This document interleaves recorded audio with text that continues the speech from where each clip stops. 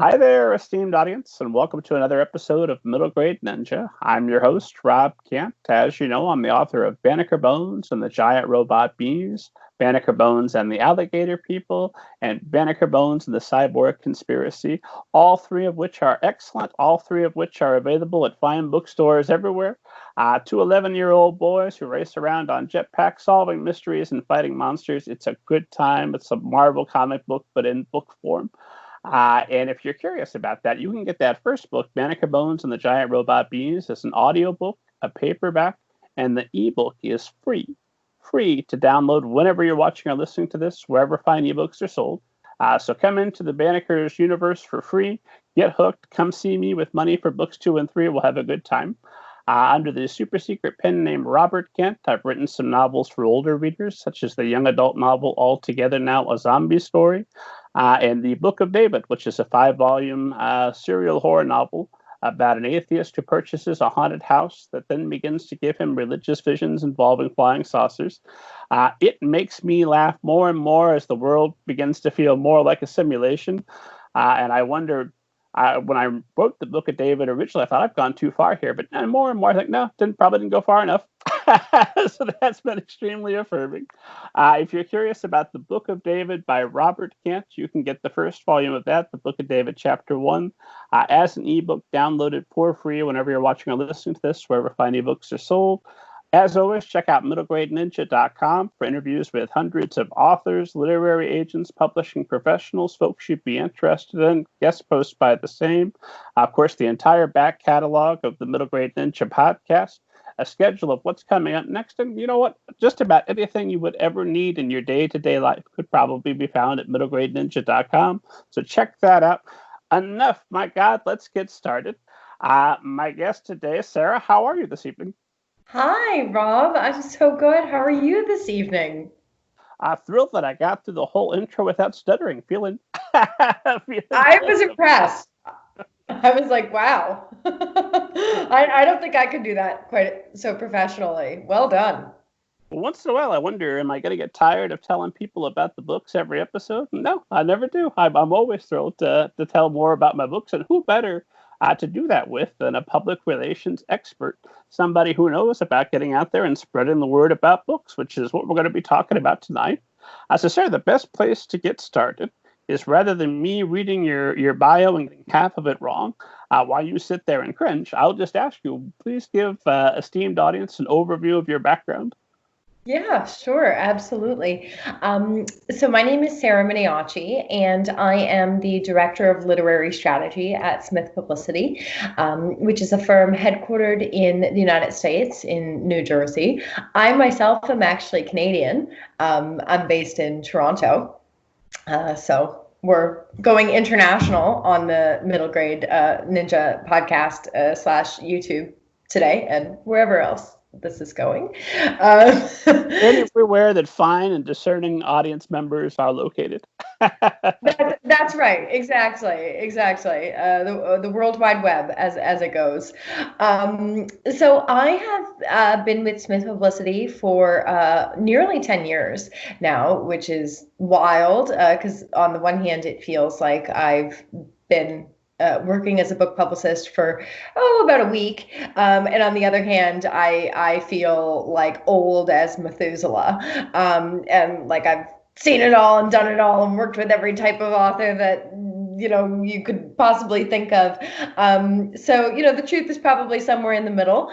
I continue to be surprised and delighted by our many encounters in the world of book publicity. But I also like to think that I know what I'm talking about in certain respects, particularly where promoting books and authors is concerned, since I've devoted the better part of a decade to doing just that. So prior to book publicity, I was in publishing. I worked actually at a legal publishing house for some time while I was in university. I then founded a online independent literary magazine, which we published as a quarterly for a few years, which was really sort of my introduction into the world of working with artists and creatives and writers and would-be authors, and is ultimately how I ended up making the transition into being a full-time bona fide publicist. So yeah, I hope that is a primer. I mean, I could tell you about all my many varied career paths and stops and starts. But I would say actually that I have spent the better part of my career, the majority of my career, in the world of book publicity. But I was just thinking, a few years for a literary magazine, that's practically a lifetime. That's an amazing accomplishment to have kept it going all that time. So what did that teach you about yourself and about your love of authors that you've then, I assume, carried over into your career as a public relations expert? Yeah, it's a good question. I think what that process really taught me, and which is how I ultimately wound up coming into publicity, because I can't say that, as a wee little girl, I dreamed of being a publicist. I didn't, but I didn't not dream of it either.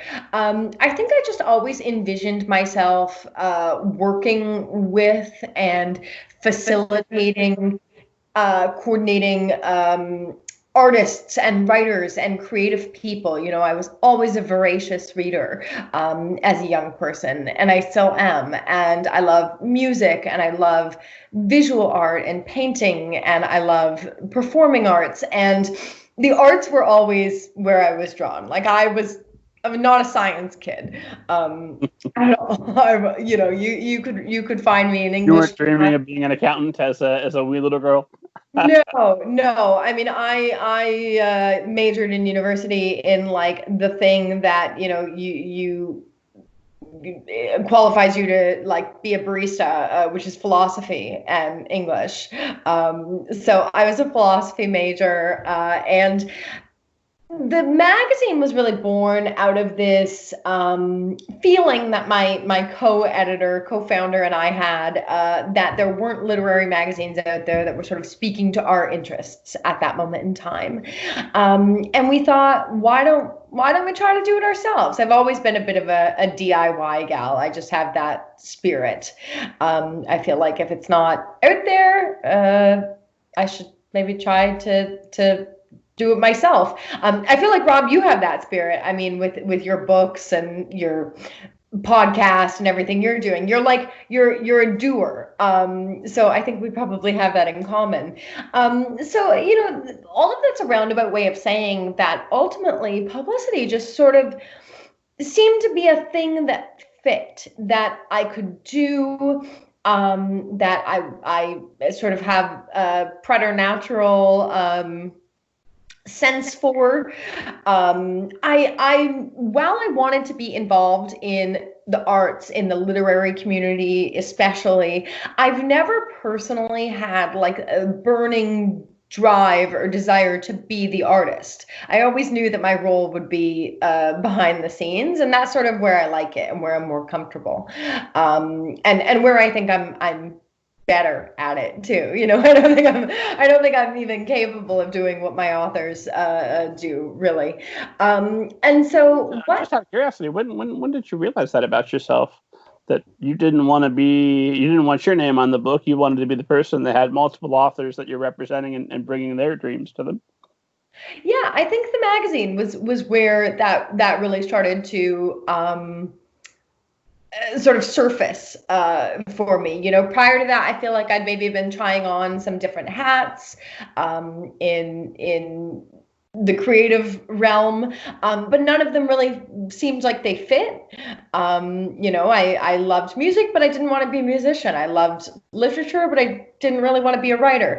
And so what I discovered in the process of building and running that literary magazine was that the publishing industry is just this like incredibly multifaceted place with so many layers and dimensions, and you can just get lost in it for years and years, really.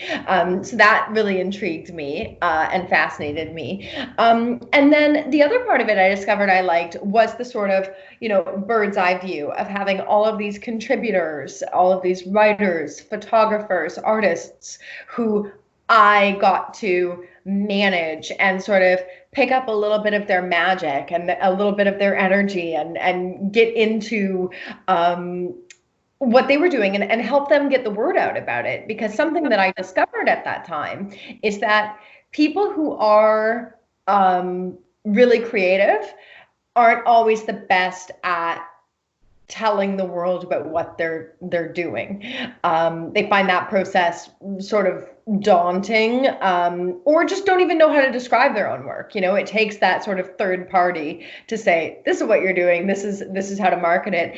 And I actually discovered at that time in running the magazine, because we would do all of the things that one does to promote a new magazine launching our issues. We would have parties, and we would vie for media coverage locally and within the publishing industry. And I discovered that piece, that traditional earned media piece, was something that I both enjoyed doing and somehow had a knack for. In our first year of running the magazine, we got some tremendous media coverage, both locally here in Toronto as well as in the publishing industry. Like New Pages named us one of the 10 best new literary magazines, and it just sort of snowballed. And later on, years later, people said to me, how did you do that? And at the time, it didn't even occur to me like it was something that was hard or that I shouldn't have been able to do at that time. So I think in many ways, my ignorance was sort of a gift. I like to imagine there's this moment while you're doing that, you're like, I'm trying to think of like a Robert Redford with his bat in The Natural, and you hold it to you, like, oh my God, this is the me. I swing it and it feels true. This is what I do. Was that the moment? I think so. Yeah, I've never heard that analogy, Rob, but I love it. Well, I came up with it on the fly. If I had more time to sit and think, I'd probably come up with a more timely example than a Robert Redford movie that came out, I think 30, 40 years ago. Someone hasn't been watching too much Netflix during quarantine. Hardly at all. I feel busier now in quarantine than I was prior to quarantine, and my Netflix queue just keeps getting filled up with recommendations that I'll get to one day. Yeah, you and me both. Going well. Somebody, I saw it on Twitter. It was an agent. It's not an original thought, but I can't think of who it was. Somebody that I've talked with at the blog in the past said that when people were complaining about reading, because when your mind's in kind of panic mode a little bit, oh my God, there's a killer virus going around, the world's on fire. It can be hard to focus. I do find it a little bit of a challenge to write my own things. But as far as reading other people's things, it's never been better for me in terms of reading, because I want to get lost in that world. And I find with television, I lose patience because the story's not moving at the pace that I'm ready for, especially if I'm watching something that has lots of long, slow periods and like I've already figured out who the killer is or whatever. Then I'm sitting and I'm thinking about all my problems for 2 hours waiting for this thing to be over. Whereas with the story, if I'm getting halfway through and you haven't done it for me, I'll just put you aside and pick up a better story. We'll be fine. That's right. That's right. And if you want to stay up all night and finish the whole thing, it's like one of those Netflix series where it's like they drop the whole season at once. I feel like reading gives you that. Especially if you're reading classic literature. If the author's dead, my God, you have it all right there. Yeah, you can read the whole thing. Yeah. How are you doing quarantine? Are you reading? How are you proceeding? I'm doing great, actually. I feel that in many ways, I'm sort of quite well suited to quarantine. I've worked from home. I've worked remotely for the past decade, so that's not been an adjustment at all. My great passions outside of promoting authors and books, of course, are reading and cooking. So it's been an amazing time to do both of those things. I've been having a lot of fun on, social media, connecting with old friends and sort of meeting some new friends through, hobbies I have and interests, like reading and cooking. So Yeah, I mean, certainly there have been obviously parts of it that are quite difficult. One of them for me is, living downtown in a major city. We don't have a ton of space. Now's about the time where you're like, oh, those big suburban yards sure do look appealing. But outside of that, Rob, I can't complain. My family and myself have stayed healthy, and mostly upbeat about the whole thing. So fingers crossed, But in as far as this craziness goes in the world, I count myself among the most fortunate for sure. Well, it sounds like for the most part, if we must be in quarantine, you are ideally suited and taking advantage of it and flourishing. So that's great. Yeah, yeah, and also, it's funny because I was actually chatting with a couple of friends of mine on the weekend. We have like our FaceTime chats that we do on Saturday nights. And we were talking about being an introvert versus being an extrovert. And people don't believe me that I'm an introvert because I sort of read as very extroverted, but I really am. Like, I love spending time by myself. And I think that's where my love as a reader came from when I was a child anyways, was I would much prefer to spend time with a book than with friends sometimes, even friends I really liked. So that's been a quality that I think has served me well in quarantine as well. It's a tough time for extroverts. I've got some family members who are natural extroverts, and I know that this is so much harder for them than it is for me. Yeah, my partner is one who loves a social life, and I do too. Don't get me wrong, but holds a different level of weight, maybe. Yeah, no, I can go much longer before I'm losing my mind over having not seen people. Well, I tell you, I've got a bunch of questions for you about quarantine and how that's impacting marketing, how that's going to impact strategies for authors who've got books to promote. But before we do that, maybe I should ask you to tell us just a little bit about Smith Publicity. Yeah, absolutely. I'd love to. So Smith Publicity is a pretty cool company, and I don't just say that because I work for them. Well, 10 years, if they weren't a cool company, you'd have found something else to do by now. Right, that's a great point. So Smith was founded in 1997 in Cherry Hill, New Jersey, by our founder and president, who is still an active member of our team and our company, Dan Smith. So Smith was really started as a one-man shop, basically, freelance home office sort of situation, and has grown over the past, since 1997, 20. I told you math wasn't my forte.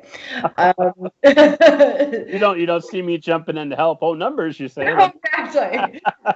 20 something years, and this shouldn't even be hard because we're in like an even year right now, but I digress. Smith has really grown into being one of, if not the largest, dedicated book publicity firms in the country.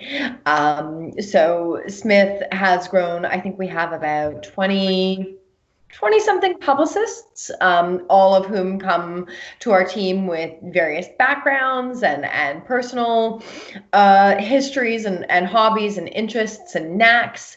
In our publicity team, we have people who are great at business nonfiction. We have people who are all about, YA. We have people like me who love like weird genre fiction and art books, and the list goes on and on. So we work with such a wide range of authors and publishers, from first-time debut self-published authors to publishing houses like HarperCollins, and Simon & Schuster, and some of their authors and key titles. So we have a really interesting and diverse company in so many ways. Yeah, and I love our team. Good. That's got to make working with him much easier. It does.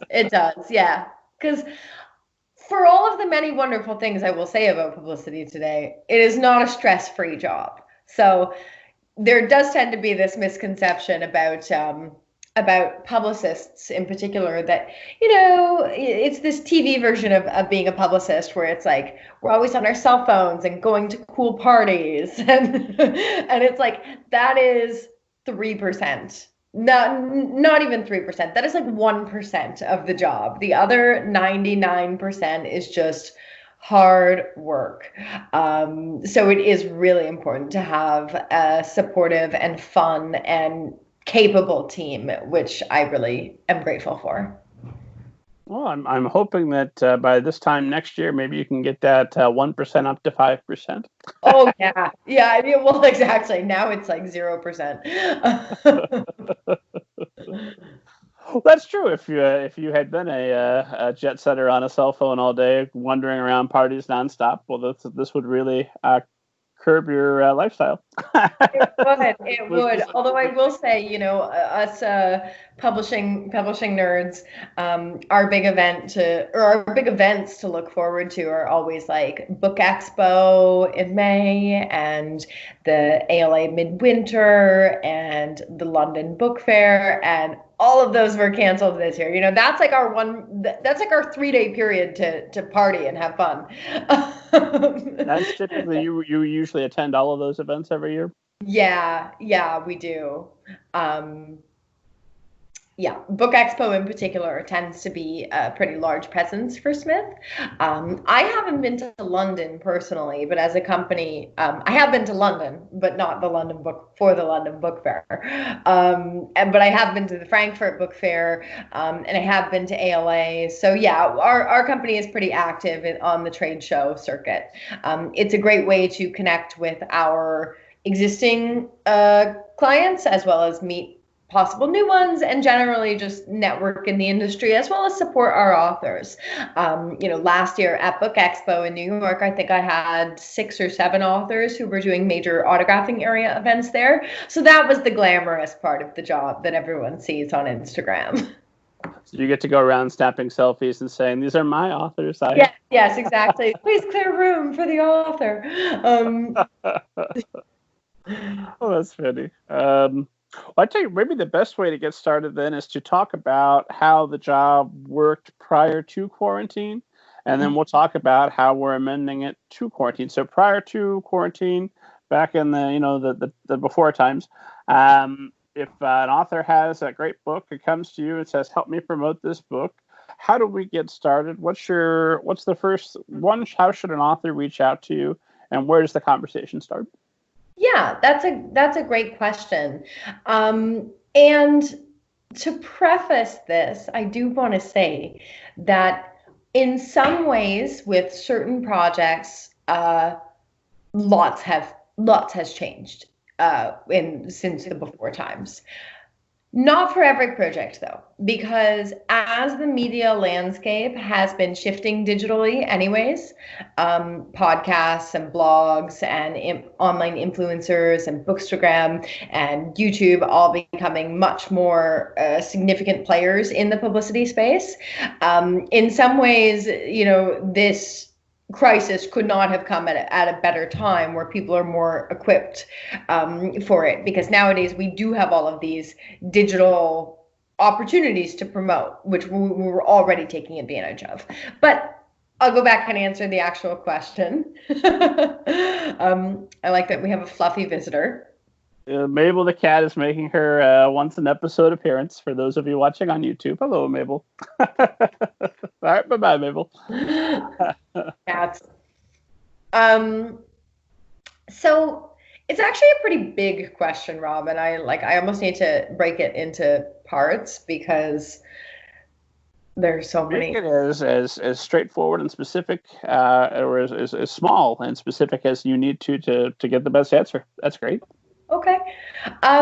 So first and foremost, when an author approaches a publicist, my first ask, what you can do to really be an ideal client, is know what a publicist does. You would be surprised by how many queries we get, not just from authors, but from all sorts of other sort of stakeholders in the industry, who I think because marketing can be quite an amorphous term and mean a lot of different things, don't really know what we do or what a publicist does. And that's fine. We're always happy to educate and teach, and as a firm we are unique. What we do is unique, but I think that first and foremost, that self-education piece is so important for any author, or publisher, or publisher who is also an author, and I have some of those, as they're sort of coming to the table for a discussion with a publicist. The second part of that is being, if not really, really clear and specific, which is like the ideal, at least having some sense of what are your goals from this endeavor of talking to a publicist or a publicity firm or a marketing person. Again, we have many conversations where people approach Smith and say, I want to hire a publicist, I want to market my books. And my response is, why? I mean, I know all of the sort of ordinary responses. To sell more books. To have better name recognition in my genre. To get the word out about my new release that will be coming out next year, or what have you. But the more specific you can be about those goals, the more we can actually design a plan to help you. Having just the really big goal of to sell more books, it doesn't help me know what to do for you right now, because selling Make me rich and famous. Go. Yes, exactly. So what is really, really helpful, and what I would love anyone listening to this or watching it who wants, advice on how to approach conversations with a publicist and how to make it not just a better experience for me, that part doesn't matter as much. I want it to be a better experience for you. I want an author to be able to walk away from the process of having publicized or marketed the book and say, that was money well spent. That has helped propel me to where I wanted to be. So first you got to know where you want to be, and then we can help you get there. So generally speaking, and you're going to find that my catchphrase throughout this conversation, Rob, is it depends, because it does depend. It depends what genre you're publishing in. It depends whether you're self-published or traditionally published or somewhere in the middle. It depends on what your goals are for that book. But most of the time, we do want to start working with an author in advance of the publication date. So it's generally not an ideal situation when we receive a query like, my book came out 3 weeks ago and it's not selling very well. Can you help? Much like any other form of entertainment or media, restaurant openings, film premieres, you see the reviews of them when they launch, not 6 months later, generally speaking. So the thing you always have to keep in mind with a book is that a book takes time to read. And, many of the more prominent reviewers and podcasters and influencers out there, they have stacks that are like a mile high. So you got to get in line to get that coverage. So we want to, in some cases, I've started working on books up to 8 months prior to publication date. As soon as we have an advanced copy available, we can get started on building a marketing plan around that. So that being said, that's an 8-month lead time is going to be for a certain type of lead title that has a significant budget, and there are very specific goals and metrics and so forth.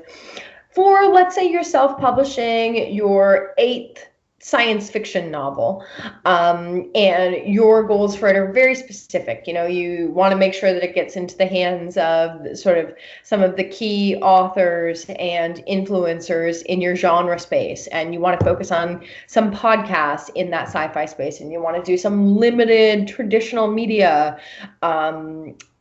pitching to sort of the mainstream outlets or to your local media, we can get started on that much sort of later in the process, like 6 weeks prior to publication date might even cut it at that point. So it's going to be really challenging to give sort of across the board answers, because it all comes back to what I said about what are your goals? What's the project and what are your goals? And then we'll work backwards from there.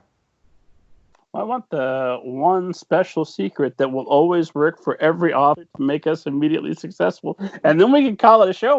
We'll wrap up early. We'll go to bed. My question for you is, if I had that answer, because I think some people sometimes think I do, can you imagine how much money I could charge for it? If you told me, I'd edit that out of the show. We don't need a steamed audience to know that. That would be just for me. Yeah, I was gonna say, at that point you're like, okay, we're going on mute. Technical difficulties. We're breaking up a steamed audience. Don't worry about it. So I come to you and we've got that 8 months time. What are some reasonable goals that would be reasonable to achieve? Yeah. So one of them is definitely, and a goal I always really like, because I think it's something that publicity can genuinely help with, is raising your profile in your market, in your genre areas, sort of defining your readership and then saying, I want to use this book to build a bigger, better, more significant and more esteemed profile with that audience. So that, let's say you're writing historic World War II nonfiction, or World War II historical fiction. There are obviously, many authors in that space, as there are in most genre spaces. We could look at YA fantasy and say there are lots of authors in YA fantasy, or there are lots of authors in, yoga, health books, or there are lots of authors in, sort of self-pub romance. There are lots of authors in every genre. So having a goal to build your profile and build your audience is going to be much better than a sales goal from a publicity standpoint, because the relationship between sales and publicity can sometimes be a little tenuous. Publicity is all about building visibility. Whether or not that visibility translates into people going and buying the book is another question. And that's really where the book comes into play. The book has to be compelling enough for people to want to go and buy it, or it just has to be right time, right place. But if we have the goal of really a more long-term vision of building your name, or building the name of your series, building Banneker Bones to be one of the series that people rattle off when they are talking about books in your genre, that we can look at, that we can do. So what we might start with is, first and foremost, working with you on your messaging. So this sort of comes back to something I mentioned earlier, which is that authors aren't always very good about selling their own work. I think it's sometimes like the parent-child problem. Like, every parent looks at their child, or many, and says, aren't they beautiful? Aren't they perfect? Aren't they so talented? And can't they do everything? But as a third party, I can say, well, they are very beautiful, but they're not that good at soccer. They're not going to be like David Beckham, but, as your parent, you can't quite see that. So having that third party perspective on the messaging around the book can be so essential, because I just feel that oftentimes authors, and even publishers, because at the publisher it's the editor and they usually have a deep sort of connection to the book too, they have a hard time defining it in a way that will make sense to someone who's never heard of it before, because they're too deep. You're too close to it. You need to sort of take a step. The editor whose job it is to sell the book to keep their company going, and they're too close to sometimes get that perspective to get that book out in the world. Yeah, absolutely. Because they've been in the weeds with it for a long time. And sometimes it's that sort of losing the forest for the trees situation, where an external publicist or a marketing person can look at it very immediately and with no prejudice, as they say in sort of legal terms, say it's going to appeal to this kind of reader. That kind of reader is not going to touch it. And sometimes the author thinks, no, but it's for every reader. But your publicist or your marketing person may know a little better.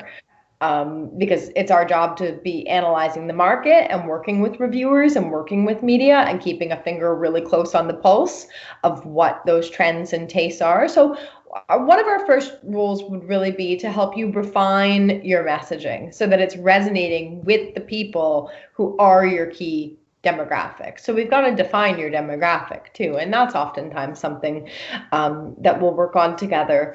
Although, to go back to something I said earlier, what's really wonderful is when we're working with an author or publisher who already knows that and has a really clear handle on who their demographic is. Sometimes we need to help you figure that out, and sometimes we don't. Once we have the messaging established, what we will do is work with you on building a priority get list. So that could be newspapers and magazines, that could be podcasts, that could be certain blogs or YouTube channels. But basically, where does your audience live? Where do they consume information? Where do they learn about new things that they want to read or watch on Netflix or listen to or buy for their home? So again, because it's our job and we do it all day every day and have a real finger on the pulse of what's happening in the media landscape, we're going to generally be better equipped to make those judgment calls about what kind of audiences live where, and where your book is likely to resonate. Once we establish that get list, we will begin outreach to the top gets, which are usually also the longest lead gets because they're major influencers and therefore they have everybody coming at them with a stick all the time, basically. I know the feeling. Yes. Let me slow it down just a little bit for the folks that are uninitiated. So let's say that we've got a middle grade novel. I don't know. Let's do A Girl and a Horse. Girl and a Horse, but the horse comes from outer space. That's our twist. We've got 8 months' time. How do we go about deciding who the audience is and what our top gets are? Are you asking for the author's input? Let me write down my top 10 and then maybe the editor and start with that, or how do you go? Where do you go to get your finger on the pulse without giving away all your secrets? Yeah, and honestly, Rob, that's usually a very collaborative process, and oftentimes it really comes from the author and publisher. Oftentimes they do know best in that respect because they wrote with that audience in mind, or they were inspired by X, Y, and Z authors, filmmakers, artists, other people. And so we can then sort of reverse engineer the marketing, and we can say, okay, well, people who like the cat that came from outer space are gonna like the girl with the horse who's an alien. That's a reasonable assumption, I think. Right. So that's usually very, very collaborative. And it does take time to figure out and to refine. And oftentimes it's evolving as well. Or oftentimes a project will have many different layers to it. And so because publicity and marketing are honestly more time intensive than anything else, I often find, we'll develop a strategy together to go out after different markets in targeted ways at different times so that we're building a really layered and nuanced approach. So maybe 1 week or 1 month will be focused on sort of the genre and the science fiction community, but the next month we will look more at the author's background and the fact that the girl with the horse, maybe they grew up in a rural area and are a passionate equestrian, and we can leverage that angle with horse media or with human interest media who are writing about people and animals, or horse people are their own thing. There's a whole horse realm of fiction out there, actually. So I shouldn't really get too deep in the weeds on that, or else the YouTube comments are going to come for me. But Madam, I am a horse fan. You are no horse fan. Oh yeah, sure. That's right. And I actually am a horse fan. Like, I do ride horses sometimes, but for this then. right. So we might say, and this is important actually. Science fiction is a good or even horror actually. And you mentioned you write horror, which is awesome. I promote a lot of horror. It's one of my favorite genres to work in. But that's a really important point where we talk about that layered target audience. For example, some science fiction or horror is, what I would almost call hard. So it's deeply scientific, or it's super intense and scary and not for the faint of heart. Other science fiction is more like dystopian, accessible, world building, stuff that people who don't have, engineering degrees can follow. I've worked on science fiction novels where it's like you need a PhD in, biochemistry to even understand what's going on. And so with a book like that, it's like your target audience is very narrow, but if you're able to effectively identify them and then tap into them, you will be successful. It's when you go general instead of specific that things are going to be more difficult for you. Okay, so the more specific, the better. And then, so we put together our list, and we've got that 8-month window. It sounds like every month we're doing something a little bit different. How involved does the author need to be? Is the author kicking back and working on that next book, or are they attending all the events that you're booking for them? Are they co-booking? How are you going to work best with an author to get them set up for success? It's a really good question, and it really depends, again, on the nature of the author, on the nature of our engagement. Are we working with a traditional publisher in tandem with their in-house team, in which case their in-house team might take the lead on things like organizing events and be looking to us to just support with local media outreach to ensure that news of those events is broadcast to the appropriate channels. Is it an author who's brand new to the world of marketing and needs sort of full court support in that respect, which we would be capable of providing? Is it an author who's comfortable doing events? It's funny because I've worked on projects with authors who are like event pros, like are just amazing in front of an audience, and that is where they shine, and that's where a lot of our marketing emphasis thus goes, and it's successful because of it. And I've worked with other authors who are like, they like writing, they're happy to do some media, but they don't really want to be out there on the road talking to, they're introverts, and they're not that comfortable in front of a big crowd. And those projects can be very successful too. So this all sort of comes back to that upfront assessment of the project and where it's going to work. Rob, something I say now that social media has become such a behemoth and something that many authors believe that they must do. I have to be really good at social media in order to be successful with my book. And my point is often, no, you don't, because if you don't like it, that's going to show. And you're not going to be good at it as a result of that.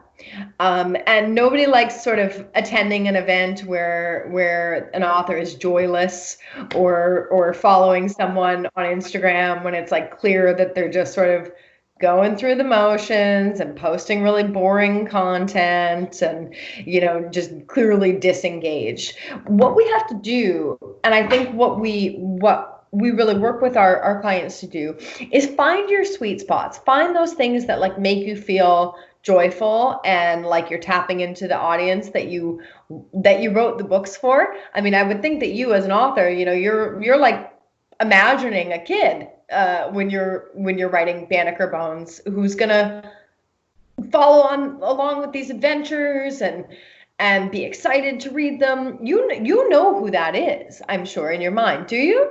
Oh, I know his name. Got a photo of him. His mother sent me to him. He's dressed in the Banneker costume.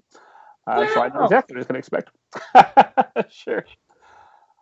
Although I never say no to readers outside of that, but sure, I've got a very specific idea that I'm looking for a child between the ages of 8 and 12. Go a little bit older than that for the kids that like to read down, but I'm very aware that a lot of my audience is going to read up. So sure, I've got some idea of who my audience is in mind, but my audience is always a little bit me. I would love to have someone like you in my corner who not all you do, big part of what you do, your expertise is identifying audiences. So we're trying to identify the audience. I come to you with my, what do we say, girl and a horse, and the horse and the alien. Wonderful. First thing you say is, let's get you hooked up on the Middle Grade Ninja podcast. That we don't even need to say that. She expects that. So that makes sense. But then how are we going to target audiences beyond the little girls who like science fiction? How are we going to get more specific than that and drill down to find who we need to come out and support this book? Right. So first, we need to get that key demographic. Then we can start building out. So I love to hear that you know who your reader is for Banneker Bones, because you're such a savvy author. Like, you could teach classes to authors, and you do with the Middle Grade Ninja podcast. You have these very enlightening conversations. Oh, I have classes I charge for too. Oh, it's a good time. Oh, do you? Oh, sure. That's awesome. So, I do fiction workshops on a regular basis. I love working with new authors. But we were saying, so how are we going to find these this ideal audience to target?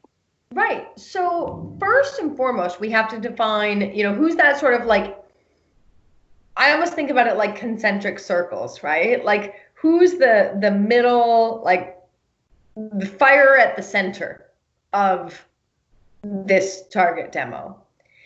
Then we can sort of start building out from there into people who are more casually interested in genres or subjects or, connections that the author's background may have.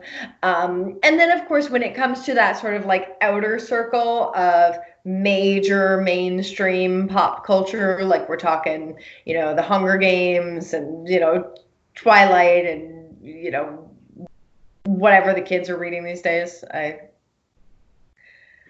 am showing my ignorance on my sleeve there. Like, all my references are from like 10 years ago. No, I would get in trouble. I have to say they are reading the books of every author I've had on this podcast. So there we are. That's how I have to answer. Well, no, I mean, great point. You have some amazing people on this podcast. So, those like that outer circle of just mega star media and visibility, like we're talking the New York Times, Entertainment Weekly, People Magazine, like, I've got to be honest, that's partially skill and having built a wonderful product that's already resonating with its audience. That's a really important point I often make with my authors, is that those types of outlets, they don't really like creating news. They like covering news. Like, they like covering things that momentum is already happening with, but the momentum already needs to be happening. So that's where like our little sort of our inner circle fire starts. And then we can start building out. And then if you look at that top A type A, tier one media, the most major mainstream stuff you can imagine. That is half hard work, having a great product, having a great publicist, doing all of the right things. The other half of it is luck. Because once you get to that point, there are any great number of projects that could go the distance, you know. And I'm sure you know, and I know that I've read novels, I've seen things where, you know, it should be bigger than the biggest pop culture franchises in the world, but it's not. And why is that? You know, it's the same reason why some people win the lottery, but you Once can't. in a while, there's a project with virtually no marketing that word of mouth spreads and lifts it up, and it becomes the world's biggest thing out of nowhere. Exactly. And it is like lightning striking. You cannot bank on it. So we need to start with that little focused core audience and think about them like a flame that we can then like stoke the fire and build it out further. But if we only have like a, you know, a measly little like two sticks rubbing together, like the little sparks going on there, it's very unlikely that we're going to be able to start to reach those more casual fandoms or audiences. So that's where I would always start. Okay. Sorry, you lost me a little bit with the metaphor. So what does two people rubbing sticks look like? How do we know if we're there and when we need to build beyond that? Sorry. You know, I was just sort of trying to say that, like, if your impact with your core target demographic is weak, that's your weak little like spark, almost a flame, like not quite a fire, you're not going to be able to expand that out further. You need to first focus on getting that little core fire really burning bright. Really that key demographic of, you know, let's say like 12-year-olds who also, you know, like X, Y, and Z authors, whose moms purchase or dads purchase, you know, these types of products for them. You know that that's your audience. If you're doubling down on that audience and making a real significant impact with them, it's going to be much easier for us to build out to more casual fan bases. But if you haven't even really started to succeed with the people who should be most naturally inclined for you to be successful with, then it's going to be much more difficult. Gotcha. Now, presumably, if I'm the editor, if I'm the author, and I've gotten to the point where I'm about to come to Smith, and I assume, you know, nice things cost money. There's probably some sort of investment within there, Yeah. and I'm getting to that point. Presumably, I've had somebody other than my mom and my wife read the book. I've gone out and I found some beta readers. I've gotten that feedback. Hopefully I'm at least to that point. What would you recommend? What's a good way to make sure that the author has done their homework to know that they're going to hit with that audience? I mean, you can't know before you know, but hopefully get some idea. Yeah. I think all of those things are the right things. You know, beta readers certainly. Another big one though is building your community and your network. You know, something I've seen a good amount in my years of publicity is authors who get so focused on themselves and their own work that they're not paying attention to what anyone else is doing specifically in their market. So let's say it's horror fiction, and they show up and they say, I have written the best manuscript. This is like nothing else. But they've not read anything else in a great number of years. They don't know what's going on in the genre market. They don't know who's a big deal, who's not a big deal, who's, you know, really successful on social media, who are the major influencers, and they haven't really started to like build that community. It's going to be a much steeper learning curve to tapping into the target audience because they don't even know where to start. And they don't know what their competition looks like. And they haven't built any relationships before they're going to start asking for something. And that's a really big thing I talk to my authors about, is your first interaction with someone can't be asking them for coverage or for a review. We need to give in order to get. The authors who are generous, who have blogs and review other authors' books on them, or have the Middle Grade Ninja podcast and interview other people and feature other people's work, are going to be much more likely to, when their moment in the sun rolls around, when their new book is out, see this whole community of people band around them, and also get that early feedback from that community too. The alternative to the would-be author who has this manuscript and it's the best thing ever, but they don't know what else is going on, is the author. I recently in the horror realm heard from one of the bloggers that I've been working with for like the past 6 years, and he's a fabulous reviewer and fabulous person and a real passionate advocate for authors and publishers in the genre. And he sent me an email and he said, "Sarah, wish me luck. I just completed my first manuscript, and I'm really excited, and I'm going to self-publish it this fall, and just wanted to let you know that." And I'm like, this guy has built up so much goodwill in this community that over years that they're going to lift him up and support him with his fall launch. And even me as a book publicist, I said to him, "Hey, I'm a publicist, and it's a career, and we don't we're not the Peace Corps. We can't do pro bono work for everyone we love. But I said, if you have any questions throughout this process, let me know. I'm happy to lend an ear, lend a word of wisdom."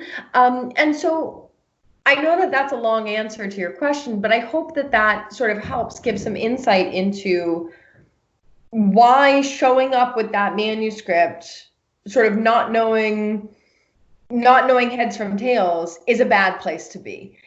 You really should have started that process of understanding your target market and building relationships in it much before even finishing the book. Gotcha. Makes sense to me. Devil's advocate question, because I kind of know the answer, but I want to throw it out there to hear your take on it.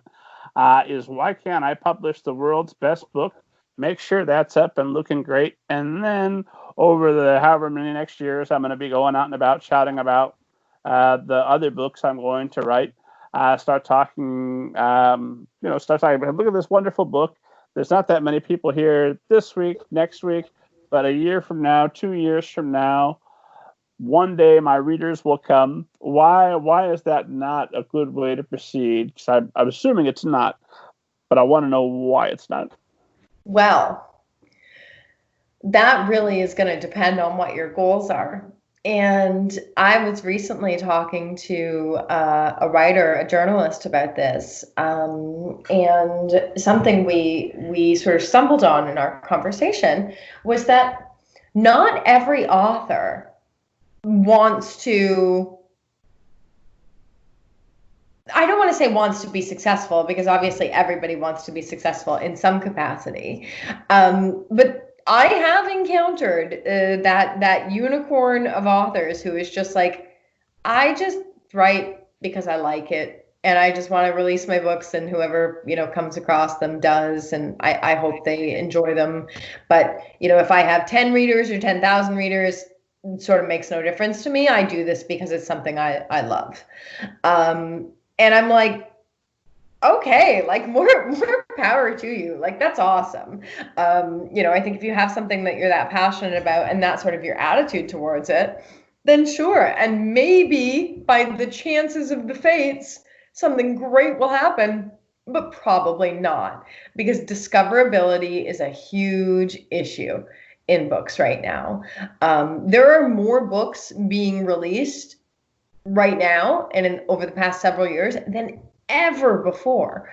Like, between the self-published books and the traditionally published books in, I think, 2018, there were over 2 million books published that year. It's, again, my math, failures are showing, but like, it's like something like a book every like 10 minutes is being published.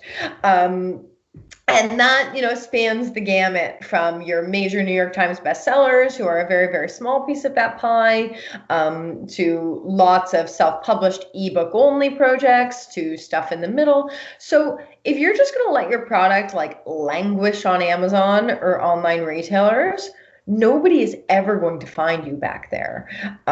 It's basically like hanging out in a super crowded airport back when, those were a thing.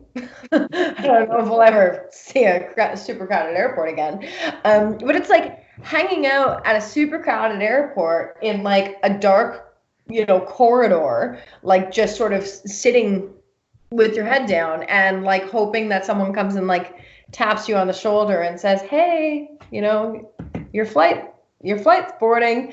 That's not going to happen. No one's going to find you. You're just going to sit there until, I don't know what happens to you. Security kicks you out. But there are too many books that, unless by some absolute miracle, someone buys your book, firstly, someone finds your book, and then they buy it, and then they actually read it. And those are like 3 steps that are very unlikely to happen at that point. But presuming all of those steps happen, and then the 4th step is they read it and then they tell people about it, and they're like super influential, and people listen to them. So this is basically like you might as well just play the Powerball lottery, because it's more likely that you will win that than that will happen. You could do things like write the book and write a great book and categorize it correctly on Amazon and set the pricing competitively, and all of that stuff is gonna help, maybe, but the competition is fierce for readers' attention, and there are only so many books that readers can read. And I'm constantly astounded by many of the reviewers and readers and influencers I work with who read like 5 books a week, and I have no idea how they do it. I feel like very accomplished if I read 1 book a week. So I'm like, I am such a fast reader and so smart. But those are super voracious readers. So those people do exist. But even for them, that nowhere near comes close to the sheer volume of books that are being released. So you have to do something to find your audience. And I'm not saying that it needs to be traditional earned PR and media. And there are many, many things that authors can do independently that don't cost a penny to get the word out about their books. PR is just one of them. So if you need to hear me talk more about why that's a really terrible idea, I would be happy to talk you off the ledge at any time. So please go to smithpublicity.com and find my email. And go ahead and send Sarah your best arguments for why it will happen this one time for you. And if she has time, she sounds pretty busy, but if she has time, she'll shoot them down and give you fresh insight as to why you're better off playing the Powerball. I love that. That was very specific, very much. If that doesn't get the message through, I don't think anything will. That's great. Okay, well, let's talk a little bit about getting tangible results. I haven't forgotten we promised to talk a little bit about quarantine and COVID-19 and how that changes things a little bit. So I can talk about that just slightly, sure, if you'd like me to. So Rob, you're an indie author. Uh-huh. And I imagine a lot of your audience, our esteemed audience here today, are also indie authors and have been largely relying on digital retail anyways, pre-COVID. So what I want to say to you guys is you, indie authors, and traditionally published authors, you'll be fine too. But indie authors in particular, you have actually an enormous advantage in this after time or sort of the age of COVID, which is that as indie authors, it's very likely that you've not been relying on robust brick and mortar retail distribution anyways to sell your books. Your books haven't been on the front table of Barnes and Noble, and that's why they sell millions and millions of copies. You hustle for every sale you have, and you guys are really good at digital marketing, at understanding Amazon optimization and your categories and your pricing strategies. So for the authors and publishers in that big five landscape for whom a significant chunk of their sales annually or quarterly comes out of that brick and mortar retail distribution space, this is really hard for them. This is not as hard for the indie author. In fact, much like I'm really well equipped to deal with the quarantine, having worked from home, I feel that indie authors are really well equipped to deal with the post-COVID world where you don't have that robust support from brick and mortar retail. Physical bookstore events aren't as much, or book tours aren't generally as much of a thing for the indie author as they are for, the big five traditionally published author. So use your knowledge of the tools that you've already been using to your advantage in this landscape, because you have everything to gain right now from a new digitally focused world. And traditional authors, check in with your indie authors, see what they can, what tips they can give you to help move things forward. 100%, absolutely. Mm-hmm. Well, I love your enthusiasm for self-published authors. Do you, as a publicist, have a preference, knowing that if you're working with an indie author, they can have a little bit more flexibility with pricing, if they've made some poor decisions so far and they've come to you with a book that has an absolutely dreadful cover, you can say, hey, fix your cover, things like that. So you probably don't have a preference, and if you did, you'd be crazy to tell me. But what are the two different approaches that you'll take with an indie author versus a traditional author is the better way to phrase that question? Yeah, that's a great question. So obviously both have their benefits and drawbacks in more ways than just marketing potentials. So depends on the genre is one of the things that it really, and it also depends on where the author is in sort of the pecking order if they're traditionally published. So something we've noticed at Smith is that in, I would say, the past 5 years, traditionally published authors have begun to recognize, and their agents have begun to recognize, that they need to act more like indie authors, even under the umbrella of a major house. Because unless you are what I sometimes call the golden child, which is, that author who gets the six-figure advance from PRH and a $500,000 marketing budget, and you're the golden child. You're the one that they all decided that season it's you and it's your book. And we all know those books. We've all seen them. Some of them have gotten in trouble recently. American Dirt was a great example of a golden child that got in a lot of hot water. But that was a golden child book where many months in advance, everybody in the industry knew that the publisher was sinking a ton of money into it and was, putting the full extent of their weight behind it. Hello, Mabel. Mabel is the golden child in this household. Not content to be ignored any longer, she will take her adulation from esteemed audience. I love it. So being the golden child, that sounds like putting your content out there and waiting and hoping, and we all want the stars to align and for that miracle to happen for you.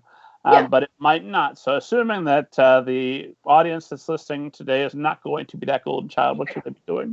Right. So those are the golden children, and so make no sort of false assumptions that you will be one. Again, being a golden child is sort of like winning the Powerball. Like, I don't know why it happens. It's way above my head in terms of how agents and publishers sell books. But for anyone who's a traditionally published author who is not the golden child, because those exist too, right? Like, not every book that the major houses sign are the ones that they decide to put all of these resources into.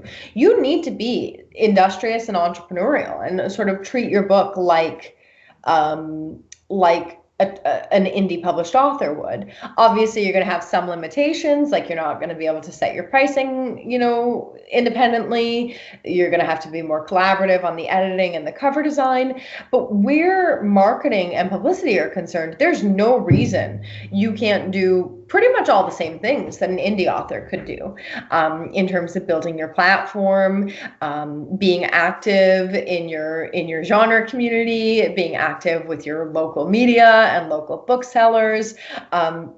I've worked with many traditionally published authors who are mid-list or debut, and recognize that while they will have the benefit of an in-house publicity and marketing team, that team is spread across many different titles and many different authors and has many competing priorities.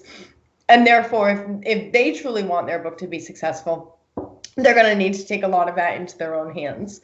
The self-published author, on the other hand, or the hybrid or the indie published author, tends to get inherently that all of that's going to be their responsibility. So I find that there's sometimes less of a learning curve with indie authors, because they're like, yeah, I know I'm going at it on my own, and I don't have, this sort of machinery behind me that's going to ensure the success of my book. And which is also true of a lot of the traditional authors. They just don't know it. But that's exactly what I was trying to get at there, which is that they're more cognizant of the lay of the land, but not always. So in terms of what are the differences of how we would sort of promote or approach those types of projects, the primary difference would be that in the traditionally published case, we would have to be collaborative with the publisher and the in-house team. We'd have to get a really good gauge on, and the author, I often encourage the author as well to ask more questions of your publisher. Like, what are they planning to do? Are they planning to put the ebook on sale at any point? When will the audio edition come out? Are you gonna be able to offer, advanced digital review copies via NetGalley to reviewer communities, or are they doing print arcs only, or are they not going to offer any print arcs? Or there are so many questions at that point that you don't have any control over as a traditionally published author, but you do need to be proactive in asking the questions and learning what you're sort of dealing with. Makes sense. Mm-hmm. And then something I wanted to touch back with you on is just this idea, and it's an impossible question, and I know that going in, so let me just preface with that. So there's no pressure on you to fully answer this, because it's a possible question. But how should we be measuring our tangible net gain from having gone with Smith Publicity versus another publicist? The impossible question: if we can't guarantee a certain number of sales of the book, that makes it a little bit difficult for me to figure out how much can I afford to spend on my publicity if I don't know what that back end looks like. Mm-hmm. How should I be measuring my success? How do you know that you've achieved your goal? Yeah, that's a really good question, and it is a really, really hard one to answer. In terms of how you should be measuring your success, I think that all comes back to what was your goal in the first place. So having a clearly defined goal, which is one of the first things I sort of harped on about, is so important, because, we find as well that when we're working with an author who doesn't have a clearly defined goal, at the end of the process, I can sort of be like, And we don't want it to ever feel like that. We like having clearly defined goals. So here's what you can expect from a professional publicist. Here's what you could expect from me, from my colleagues at Smith, is you are going to have a true partner in the process of promoting your books and building your brand strategy. In terms of publicity, something I often say, Rob, is that what we do, it's not rocket science. It's not brain surgery. It's like, yes, there's strategy, but more than anything, it is stone cold, hard work. It is building the lists, doing the research for the right contacts, getting to know those contacts. So it's not just a cold email to some freelancer who covers, YA for the Washington Post. It's like building that relationship over time. So that's something a publicist brings to the table, that an author is going to find to be a lengthy, years-long process. For us, it's our full-time job to have those relationships. So when it comes to like that reviewer for the Washington Post, or that list of 100 bloggers who cover horror and science fiction and have followings of upwards of 50,000 readers, I have that list ready to go. For you as the author to, and I'm regularly maintaining it. I'm regularly maintaining contact and maintaining relationships and building trust. For you as the author to build that, that's going to be really, really challenging. And it's going to be very time consuming. It's going to take you 10 years like it's taken me, but probably even then not, because you don't have new things to send them all the time. So I wanted to make that point that it's not rocket science, because what you can expect from a publicist is that they're going to bring relationships and knowledge of the landscape to the table that you yourself don't have. And it's going to take you a long time to build. They're also going to work hard on your behalf. I brought that up, that it's not rocket science and that it's just stone cold hard work, because it is. And frankly, most authors, between writing their books, being creative, often working a job in addition to writing, having family and social obligations, adding 10 hours of promoting your book every week on top of that is virtually impossible. And that's what a publicist gives you, is like the manpower, the hours. And I'm a firm believer in, you will get out of something what you put into it. And your publicist is putting hours, they're putting work, they're putting all of that, those many years of relationship cultivation and network building in your genre into your project. So what I can assure a client of is that we will work collaboratively. We will work transparently. We will work with you to define and then build a strategy towards achieving your goals. And we'll work really hard as well. We'll work really hard to be your advocate and your partner, and to take the success, however it may be that you define it, whether it's profile building or sales or both or neither. We will take that goal to heart, and we will do everything that we know how to help you achieve it. A big part of that, I have to tell you, is transparency. I think where a lot of issues stem from with publicists and marketing people is sort of when you hand someone some money and then you don't hear from them for like 6 weeks, which is something I've heard happens. At our company, and what I do, we do weekly reporting, weekly calls with our clients, so that we're checking in, we're making sure that we're staying on track, and we're brainstorming, and we're talking through questions and concerns. So those are really the guarantees that a publicist can give you. For me, a big red flag with a publicist is if they're guaranteeing anything else. If they guarantee, yes, I can get you, 15 radio interviews and 5, book reviews in newspapers, and because at that point it's not publicity. publicity is earned media, and earned media can't be bought and paid for. So that's my that's my spiel on measurability and sort of accountability. I know that it's a difficult thing to wrap your head around, and it is one of the hardest parts of our job is to not be able to say quite clearly, you're going to invest this and you're going to get that. But I do believe that, especially at Smith, we've been in business for over 23 years now, or over 22 years, whatever. We were founded in 1997, and we've worked with many thousands of authors and publishers.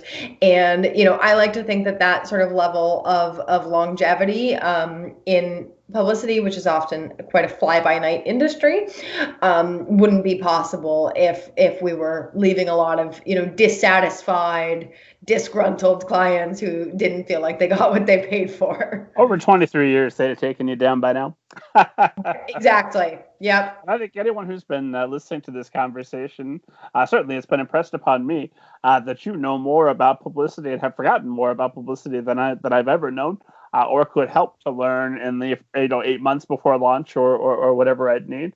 An anecdotal bit of evidence, but I do find, because people send me or constantly books and things, potential guests for podcasts, and I've got some publicists that have cultivated relationships, a relationship with me over the years now, that if they send me a book, if it's an unsolicited email, I'll check it out, and there's a much higher probability that you're getting my form answer. Yes, I've got one.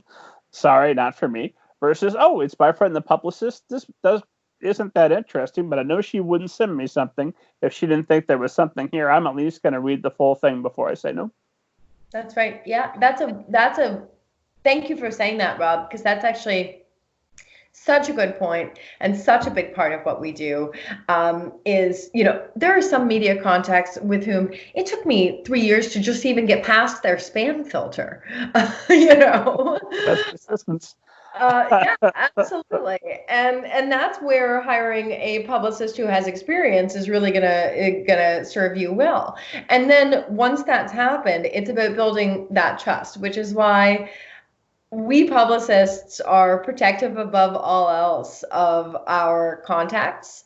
And I will be the first to say to an author who says, oh yeah, can we pitch me to the Today Show? Can we pitch me to this? I'm like, we do know the guest bookers at the Today Show, and the answer is no, because you're not right for them right now. And if I were to send that pitch, there goes my trust with that guest booker.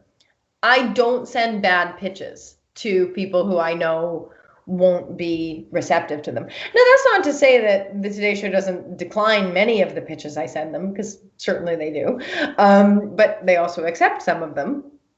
And that's on the basis of building that trust. Just like, when you receive those emails from those publicists you work with, like, oh, it's Judy. She doesn't send me bad stuff. I've booked, 3 interviews through her before, and they've all been great. And so you've now built a level of trust that we can get past that, like, initial filter. Whereas, like you said, if it's like a random form, like, dear Rob, I am the author of X, Y, and Z trilogy, which you can find on Amazon. I have 6 4-star reviews. It's just like, oh, okay. That, it's a tougher sell. Here's a picture of my 5th grade class and how excited they are to be holding my book. Yeah. Good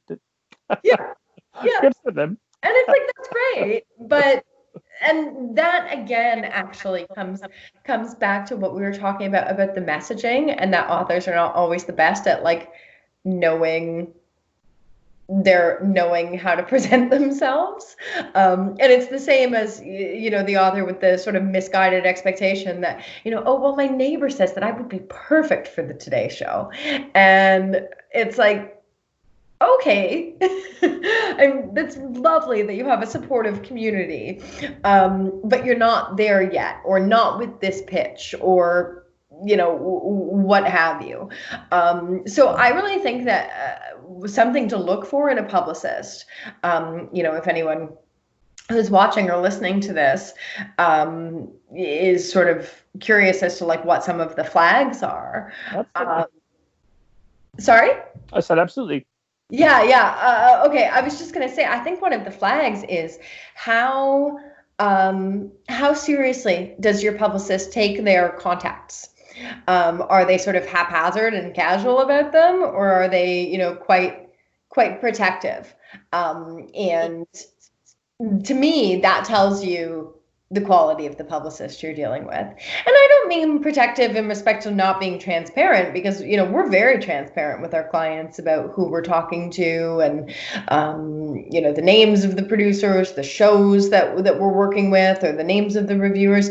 We'll even at times share contact information if it makes sense to do so, particularly where there's like a pending opportunity that might need coordination after our campaign time has concluded. So we're not protective in the sense of being sort of guarded or not non-transparent, but we're protective in the sense of we'll push back a little bit. And I think if you were interviewing a publicist who's like a yes man, who's like, yeah, that's a great idea. Yes, absolutely, we'll pitch that. Well, like that, you might want to be a little suspicious.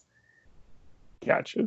So if you're not getting any pushback, all yes, give me your money. I'll talk to you in 6 weeks, 6 months. I'll let you know what I did. Yeah, give me your money. I'll guarantee you 15 shows and, no reporting schedule, no accountability, no team. Those might be some flags. And so you're talking to your authors every week. That's got to be a busy week. What does your average day and your average week look like? Oh, Rob, I don't know. I don't know what my average day or week looks like, because I have so many different types of clients who are wonderful. And, some of them I do speak with every week. Some of them I speak with bi-weekly, sometimes on alternating weeks. We have different phases of a campaign that we'll be in. So, perhaps during the active release phase, we're talking like every other day. But then during the long lead, like 8 months out phase, we don't need to talk that often, maybe once or twice a month. So what does my average week look like? Well, typically on Mondays, I'll spend a little bit of time in the mornings doing my update reports. So that's just recapping for my clients, sort of what the past week looked like. That might include bullet points about, team brainstorms and new angles that we came up with, or researching new contact lists in different areas. So just like we talked about how there might be like layered target markets for a book. Maybe one week we're going after the sort of like arts and entertainment guides space, but the next week we're really going to target Southern media because the book is set in the South, or the next week we're going to target romance bloggers. So we sort of fragment out what target markets we're hitting. That will be reflected in the update report, as well as people who have expressed interest, requested review copies, digital or physical. The list goes on. So the update report really provides like a snapshot of what was the activity over the past week. So I'll spend a little time on Mondays doing that, maybe have a call or two in the afternoons. Tuesdays, I generally in earnest start pitching. So that's, emailing, and mostly emailing, but sometimes over the phone. It depends. Tuesday and not Monday? Because Monday just tends to be an admin day for me. Oh, okay. I didn't know if there was some unspoken rule that no one would ever want to look at a new pitch on a Monday, or No. And often I will pitch on a Monday. I'm just talking about my typical week. My typical week, I'm sort of getting my ducks in a row on Monday and figuring out what my strategy for the week is. And then Monday afternoon, Tuesday, I'll start pitching. And then my week is interspersed with calls with my clients, with scheduling requests for interviews, with providing review copies, or like digital assets like photos of the author, or book cover JPEG, or coordinating guest posts or op-ed requests. The list goes on. We work on so many different types of things. And then on it goes from there. Really, there is no typical week. I wish sometimes I wish that there was, but for the most part, it keeps me on my toes, and I wouldn't trade it.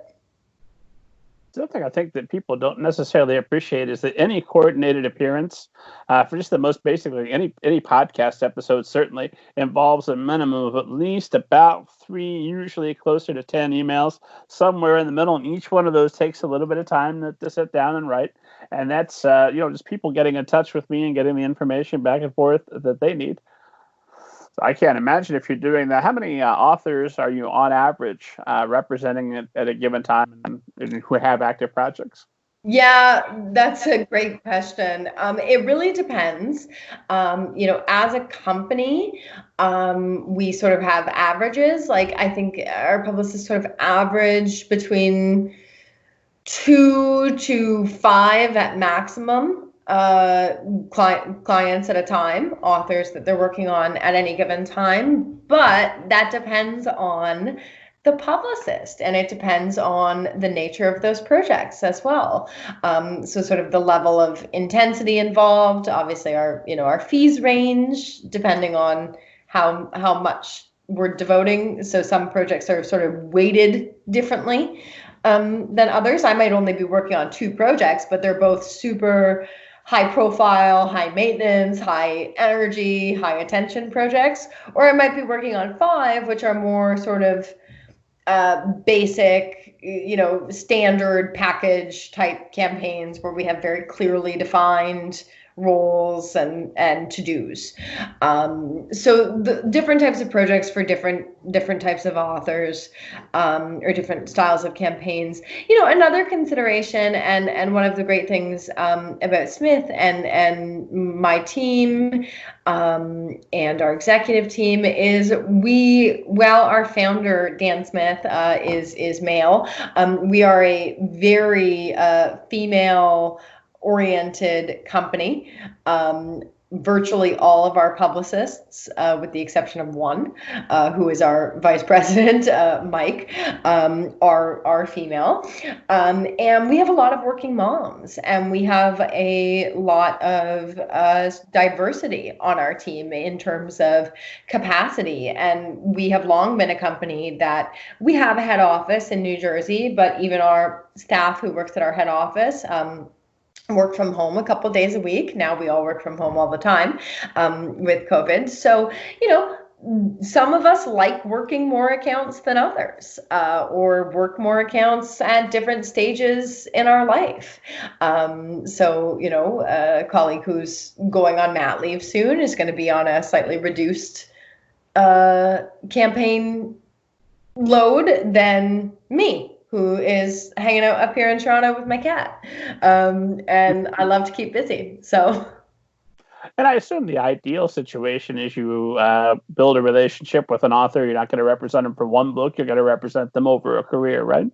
That's right. Yes. And we are so fortunate that we have so many return and repeat clients. I have one right now who I'm working with on his 4th or 5th book now. And, that's an ongoing long-term relationship. And it's like, I wouldn't let any of my colleagues touch him. It's like, that one is mine. So yeah, absolutely.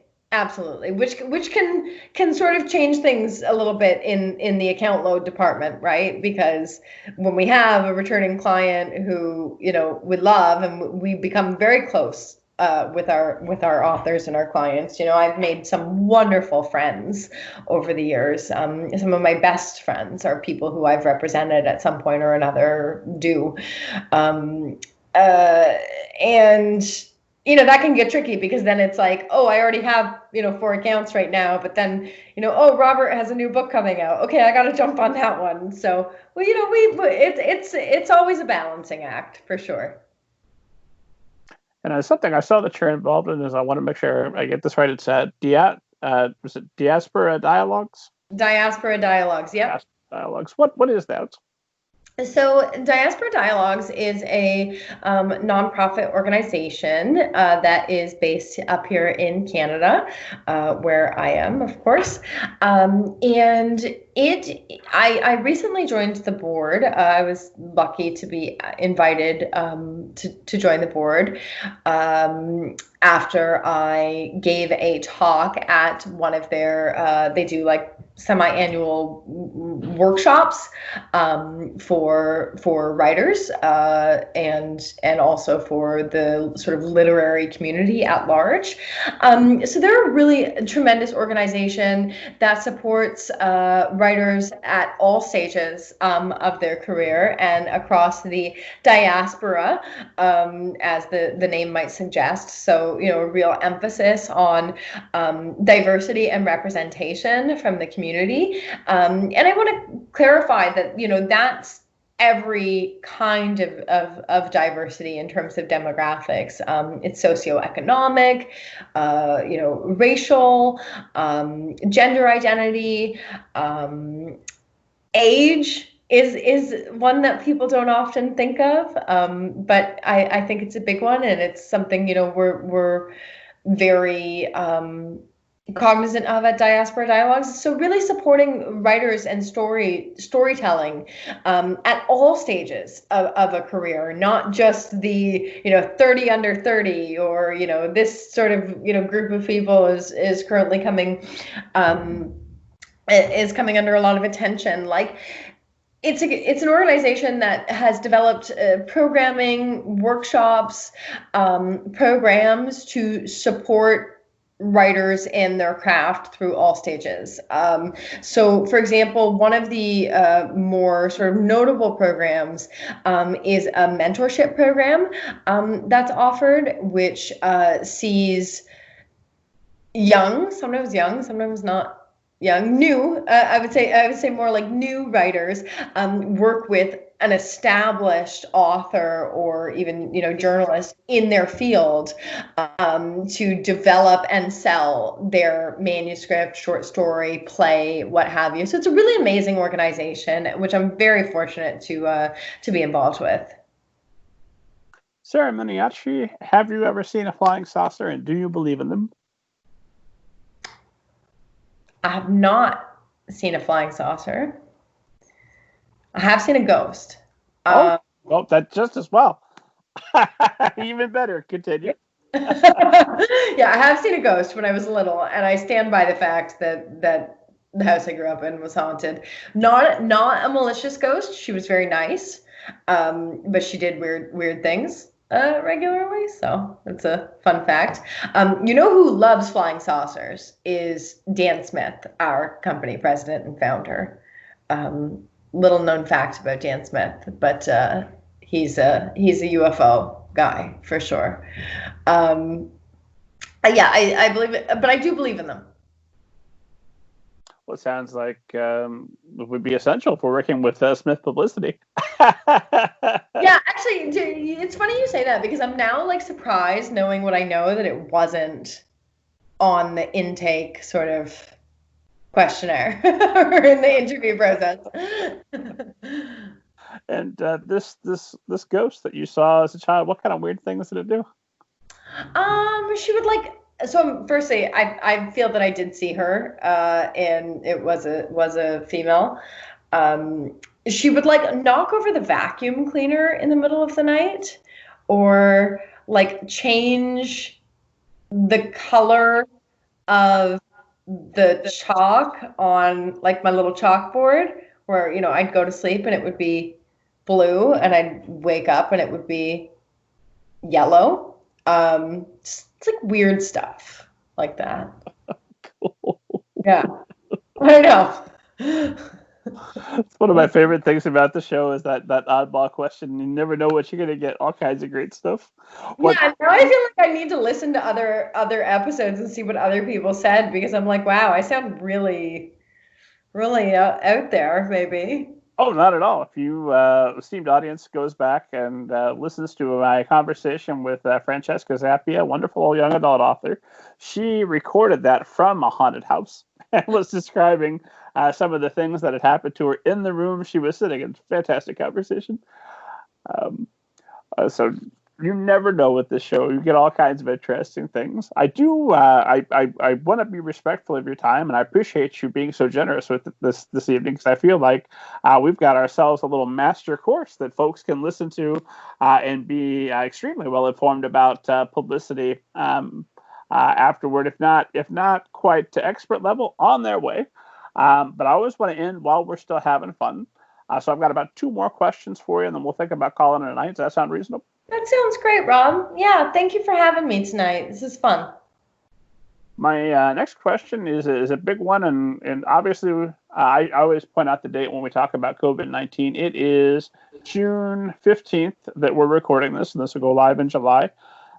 So anything that happened after June 15th, we don't know about.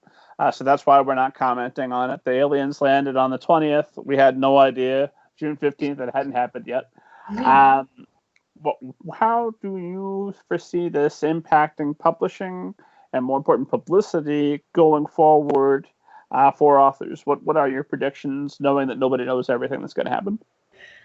Yes, indeed. Oh, isn't that a big one? I feel like we could talk for a whole 2 hours about this one, because I certainly do have a lot of theories.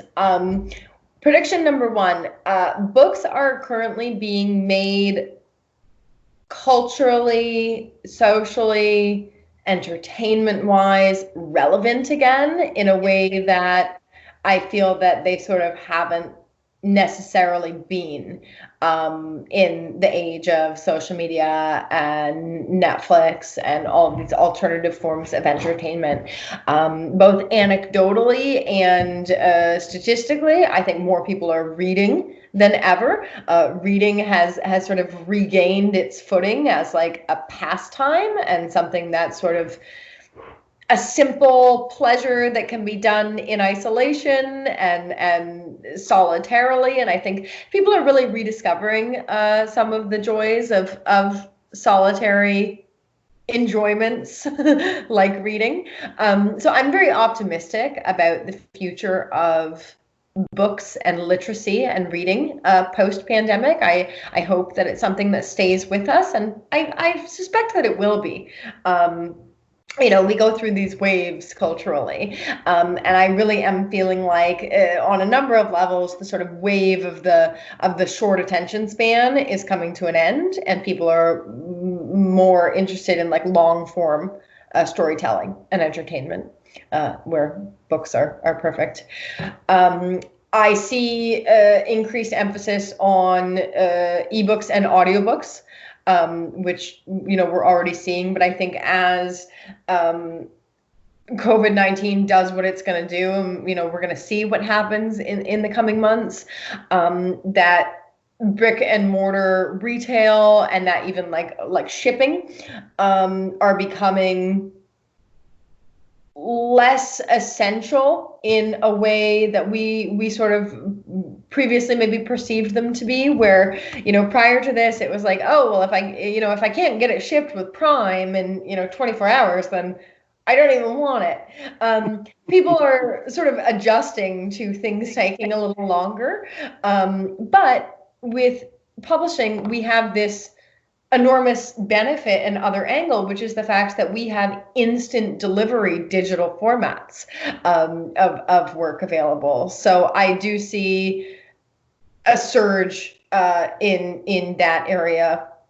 I think also that my final prediction, and this sort of has more to do with marketing and publicity, is that while this has been a very challenging and stressful time in many ways, it's also brought about some sort of overdue changes and modes of thinking or doing when it comes to promoting or marketing a book. For a long time, those of us on the front lines of publicity and marketing have known that digital media and virtual events and podcasts are the way of the future and are really essential, valuable ways to connect with audiences that have nowhere near the overhead or sort of level of difficulty that coordinating, some of the more old-fashioned forms of publicity, like a physical book tour or, bookstore events or trade shows. Like, we've known for a while that those things don't really have as much bang for their buck as they used to. But I feel that there's been a lot of resistance over the years, and it's like, but this is the way we've always done things.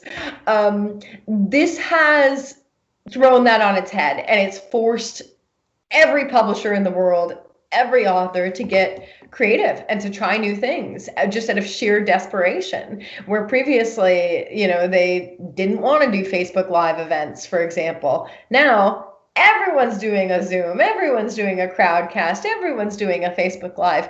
And what we're discovering is these are amazing ways of bringing together readers and authors and getting the word out.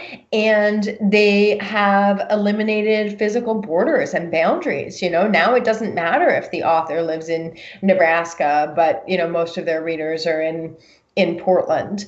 The web really does take down borders. So I do see increased opportunities for sort of new modes of thinking and new models of doing things, more emphasis on social media, virtual events, less emphasis on the sort of old-fashioned way of launching a book. Makes 100% sense to me. And then my final question is always some variation of advice for authors. But since I have you and you have all of this expertise on marketing and publicity, for any question that I should have asked and just wasn't smart enough to think of it, that we've missed, if there were one or were you 5 or 10, however many you're comfortable with, things that you wish every author listening would take to heart, a bare minimum of what authors should be doing about publicity, what they need to know about publicity to market their books, what would you want them to know? Ooh, big one to cap it off. Number one, we are so fortunate to live in this information age where there is so much information and so many resources literally at the click of a button. Do your research. I think a lot of authors are very surprised by how much work goes into being an author outside of the writing part. Like, the writing part is, and I think you know this, Rob, the writing part is I don't want to give a percentage, but it's not all the work by any means. So, before you sort of blindly walk into launching a book with your head in the clouds, really do your research and understand what you're getting into and what it's going to take by way of just sheer sort of hours and manpower to achieve your goals. Build your community. That's a really big one. No writer is an island, and I think that if you operate completely independently, aren't paying attention to sort of what your contemporaries and competition is doing, aren't networking, and I don't like that term, like networking, because it feels very inauthentic and it feels like something scary. But networking is really just connecting with people who are interested in the same things that you are. And building a tribe, building a community is something that I have seen some authors do so successfully that, frankly, it's virtually eliminated the need to be paying a publicist, because they build their own little crescendo that builds this sort of self-sustaining momentum. Working with a publicist can then supplement that and really help it take off, but it's all about building that little fire to begin with, right? And once we build that little fire, we can sort of stoke it and get this big roaring flame going. So do your research, build your community, set realistic and achievable goals for yourself. Just like anything, I think it's a mistake to go for your first, run, and then say, I'm going to run a marathon next month. And yet it's something I see authors do to themselves all the time, is, publish their first book and say, if I haven't sold 200,000 copies by, within the first 2 months, then, I'm going to be upset. Set realistic and achievable goals for yourself. And that comes back to doing your research. What are those realistic and achievable goals?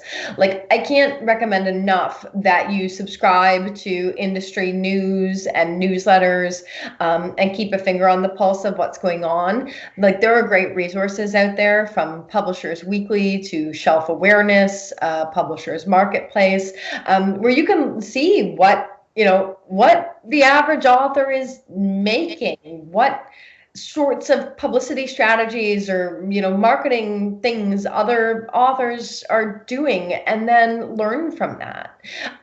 So I think my final bit of advice would be constantly be observing and learning, not just creating and promoting. You can get sort of sucked into this vortex where, again, you're an island. You're only paying attention to your own work and what you're doing. But the more you can look outwards and be learning from your community, I think the better informed you're going to be to make the right choices for yourself, and not be like spinning your wheels, doing stuff that you dislike and that frankly isn't going to be that effective for you to begin with.